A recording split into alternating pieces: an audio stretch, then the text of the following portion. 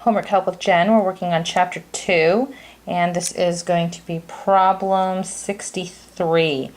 So now we're getting into nomenclature, and while the rest of the chapter is very important, this is the part of the chapter that we really need to take with us, and that's the ability to name compounds. So let's take a look at what some of these are going to become.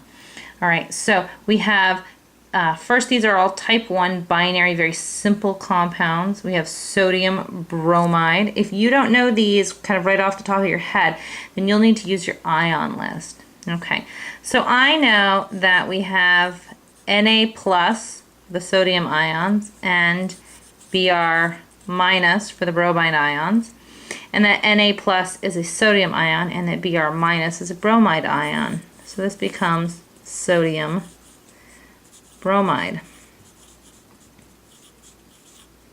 Okay, so it's an "ide" just on the end of the bromine because it's one of those simple ionic compounds.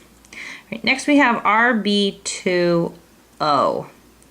Okay, so rubidium is one of our alkali metals. Okay, so our alkali metals all have a +1 charge.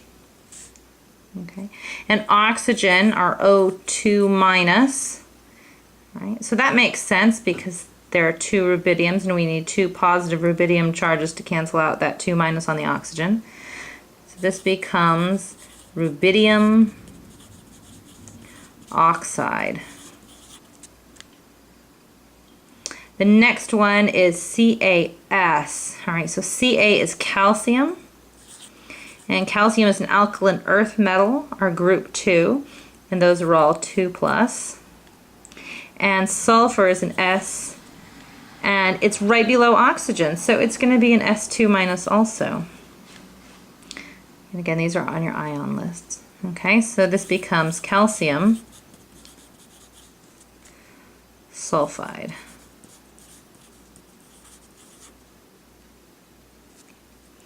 Next we have here is an Ali3. So we know from our ion list that aluminum is a 3+, and iodine is one of the halogens, so iodine is always a 1-. So this makes sense because we have 3 iodines here to balance out that 3+ charge on the aluminum. Okay, so this becomes aluminum iodide. Right. So the next 4 go backwards. So we have strontium fluoride.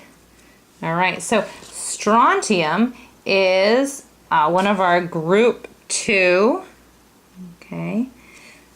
Oh, I have to peek back at my periodic table. There we go. Okay. It's an Sr, so because it's group 2, it's going to be 2+, always. Okay, and fluoride is a halogen, and so it's going to be a 1-. All right, now because we have 2 positive charges here, we need 2 negative charges to balance out the 2 positive charges from the strontium. So strontium fluoride is SrF2. Okay, now the next one is aluminum selenide. Okay, well we know that aluminum is Al3+, and selenium is right under sulfur, so it's in the same group as oxygen and sulfur, which are all 2-.